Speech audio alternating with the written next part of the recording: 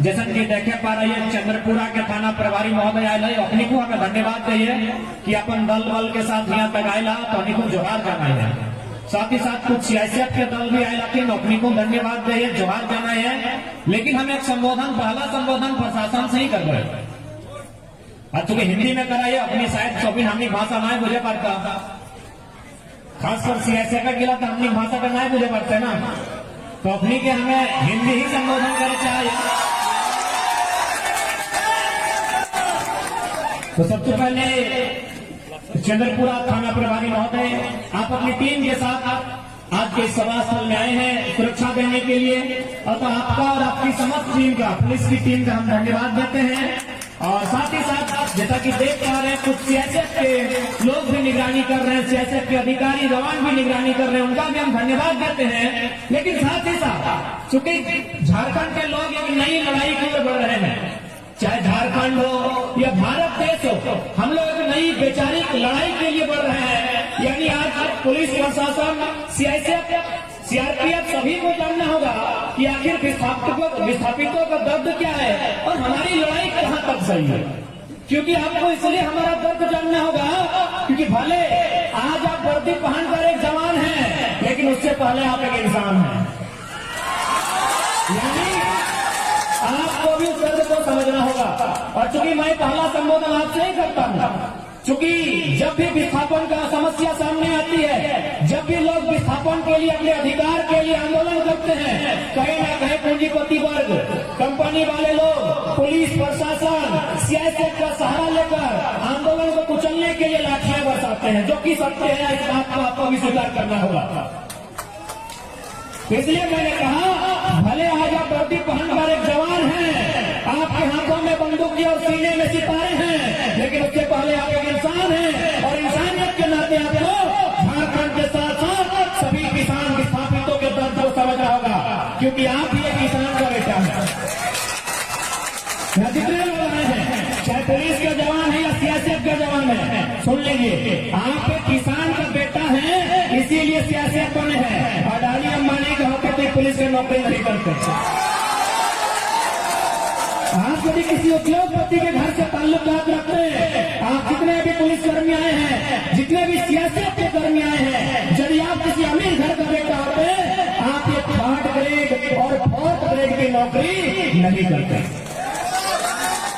ये बात हम आपको इसलिए कह रहे हैं क्योंकि आज जो देश में माहौल बना है, आज जो झारखंड राज्य में माहौल बना है, किस प्रकार सीआईएसएफ का प्रयोग करके, कभी सीआरपीएफ का प्रयोग करके आंदोलन को दबाया जाता है, गरीब असहाय लोगों पर लाठी बजाई जाती है, उन्हें लाठी से पिटवाया जाता है। इसलिए हम इस बात को रख रहे हैं ताकि यदि भविष्य में आपकी लाठी चले तो धीरे चले, क्योंकि आपको भी आभास करना होगा कि आंदोलन कितना सार्थक है। इस आंदोलन से हतोत्साहित लोग, जो लोग पीड़ित हैं, विस्थापित का दर्द झेल रहे हैं, जिन्होंने अपनी जमीनों को दान दिया है बड़ी बड़ी कंपनियों को, आज उन्हें मिला क्या है।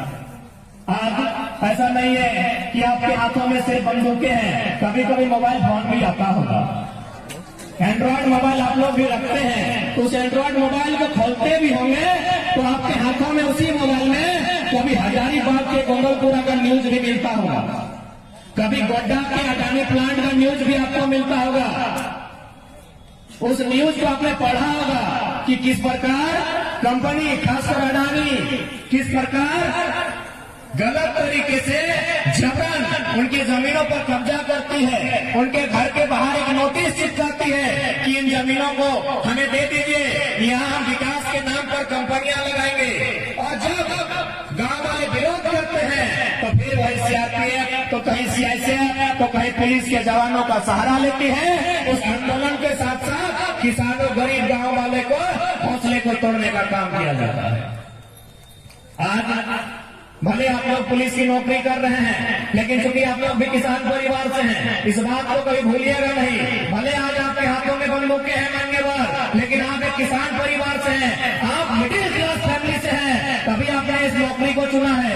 यदि आप मिडिल क्लास फैमिली से नहीं होते हैं तो आप बिजनेस कर लेते हैं, कुछ नहीं करते हैं, लेकिन पुलिस तो नहीं बनते। आप एक मिडिल क्लास फैमिली से हैं, इसीलिए आपने इस रास्ते को चुना है।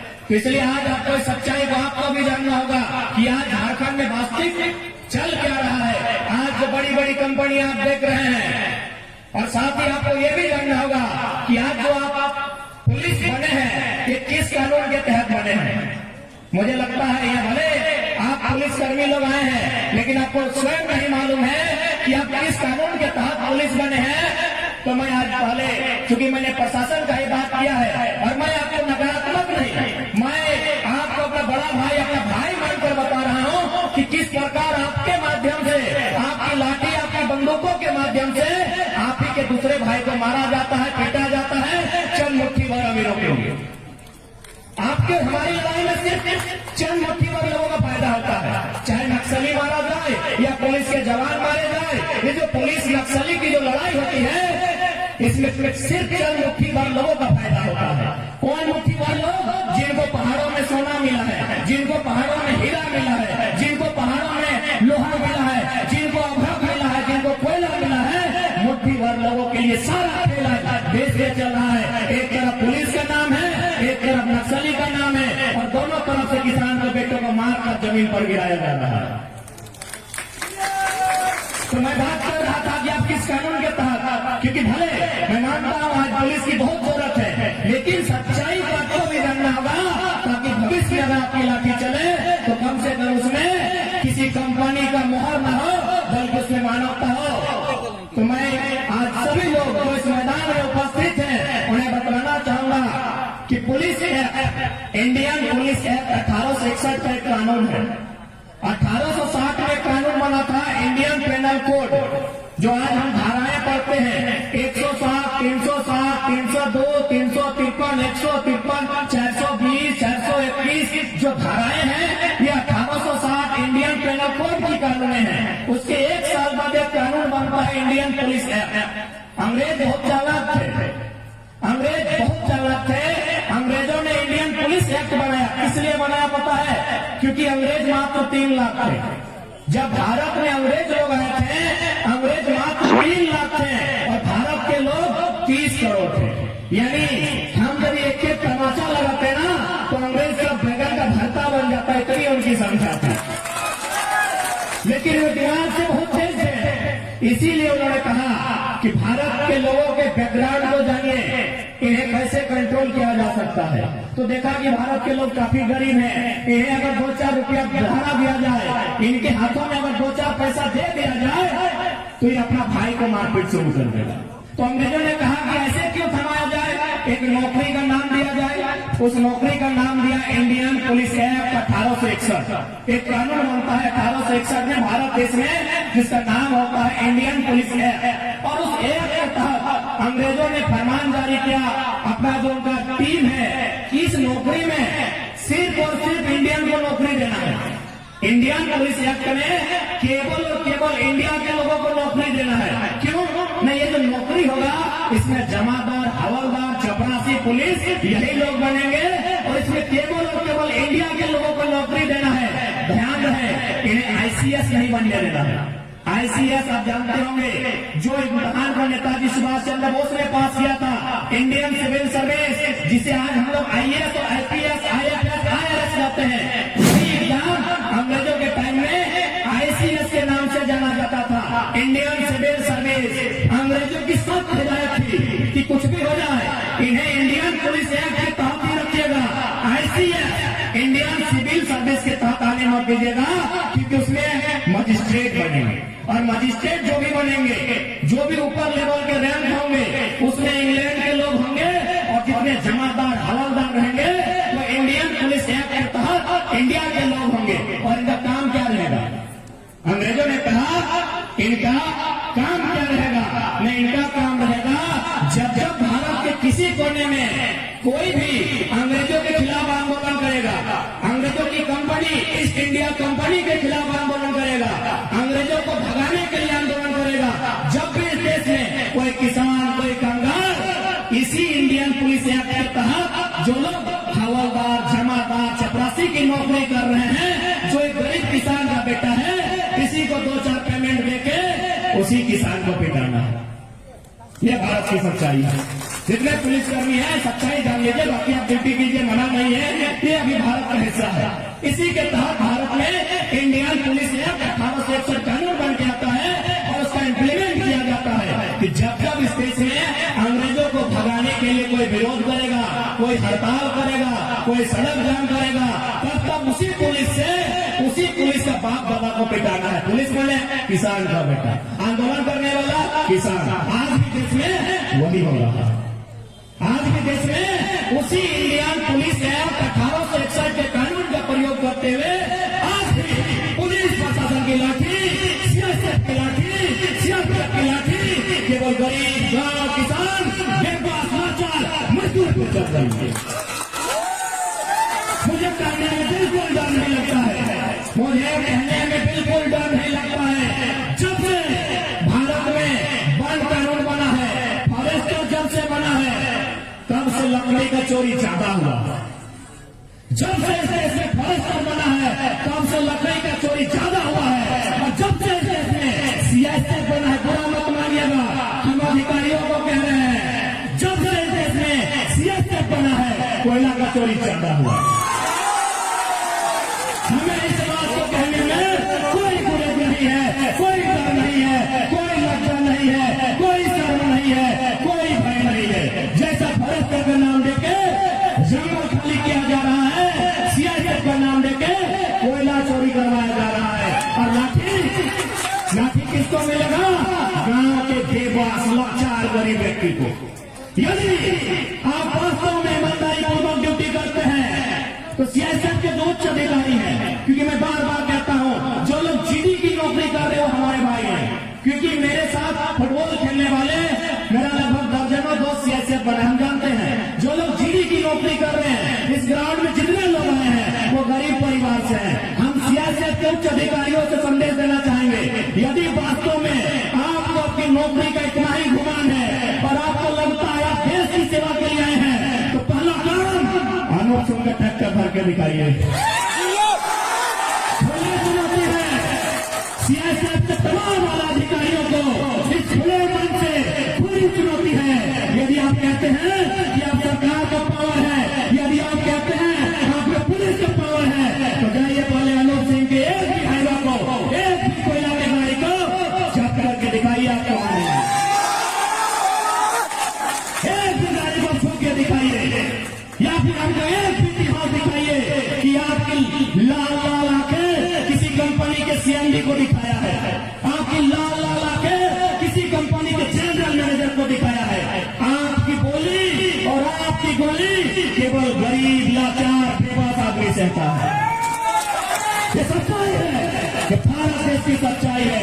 इसीलिए मैंने कहा कि हम पहला संबोधन सीएसएफ के लिए करेंगे, पहला संबोधन सीआरपीएफ के लिए करेंगे, पहला संबोधन पुलिस प्रशासन के लिए करेंगे, क्योंकि हम नई लड़ाई की ओर बढ़ रहे हैं। आपको बताना चाहेंगे, आज ये चिमनी देख रहे हैं, ये चिमनी का धुआं, इससे कैंसर फैलता है, इससे टीबी, अस्थमा, न जाने दर्जन का बीमारी होता है। मरता कौन है? यहाँ दुगदा चंद्रपुरा का आदमी लोग।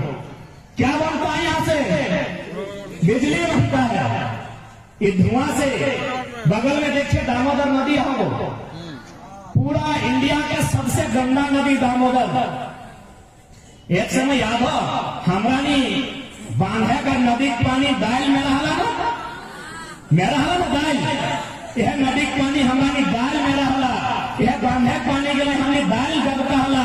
आज दुनिया के, भारत के सबसे गंदा, सबसे मैला नदी दामोदर। क्या कर ले हमरा नहीं ना याद मुठ्ठा भर आदमी गिलाए जगह एक बित्ता जमीन नहीं गला। आज चिमनी के धुआं से बीमार रहता है हमरा को, मोरी जाता, आधा हमारे मोरी जाता, चूल पाकल पहले मोरी जाता हमरा को। अरे बिजली कहाँ? बांग्लादेश के महारानी लिया जा रहा था। बताइए पुलिस प्रशासन और जितने भी उच्च अधिकारी के लोग जो घर बैठे सुन रहे हैं, दुनिया में इतना अन्याय कहाँ हुआ है? दुनिया में इतना अन्याय कहाँ हुआ है कि हमार पानी हमार पसीना, हर बिजली जले तो शेख हसीना। जमीन हमारा है, सीएसएफ के जवानों जो आप उद्योग की रक्षा के लिए आए हैं, सेंट्रल इंडस्ट्रियल पुलिस फोर्स और सिक्योरिटी फोर्स, यस, सीएसएफ के जितने भी जवान हैं जो आप उद्योग की रक्षा करने के लिए आए हैं, आप भी जान लीजिए ये जो उद्योग बना है वो जमीनें हमारी हैं, लेकिन यहां से जो बिजली बनता है वो बांग्लादेश की मेडल हो जाता है।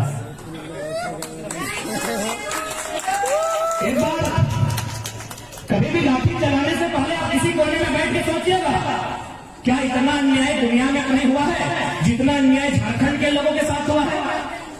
और एक बात कभी ने गौर किया है कि सीआईएसएफ रहे या सीआरपीएफ रहे, उसका अपना जिला में काम स्थापना क्यों होता है? यदि कोई सीआईएसएफ बनता है, कोई सीआरपीएफ बनता है, तो देखिएगा उसको अपना क्षेत्र में नहीं रखा जाता है। राजस्थान वाला को झारखंड और झारखंड वाला को छत्तीसगढ़ में रखा जाता है। कभी किसी ने लॉजिकली समझा इस बात को? क्योंकि हम लोग देशभक्ति की भावनाओं में बह जाते हैं। देश गहरा रंगीला, अरे देश काला हो गया है, रंगीला भी नहीं है।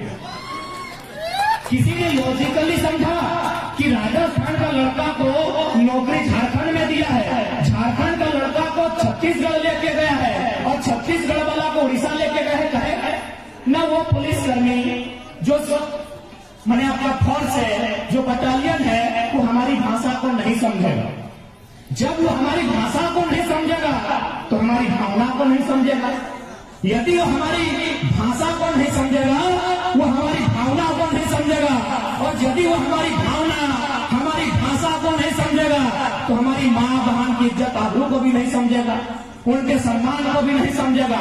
तो जो व्यक्ति हमारी भाषा, जो हमारी भावना को नहीं समझेगा, कहीं ना कहीं उसे हमारे ऊपर लाठी चलाने में आसानी होगी। इसका और कोई दूसरा कारण नहीं है।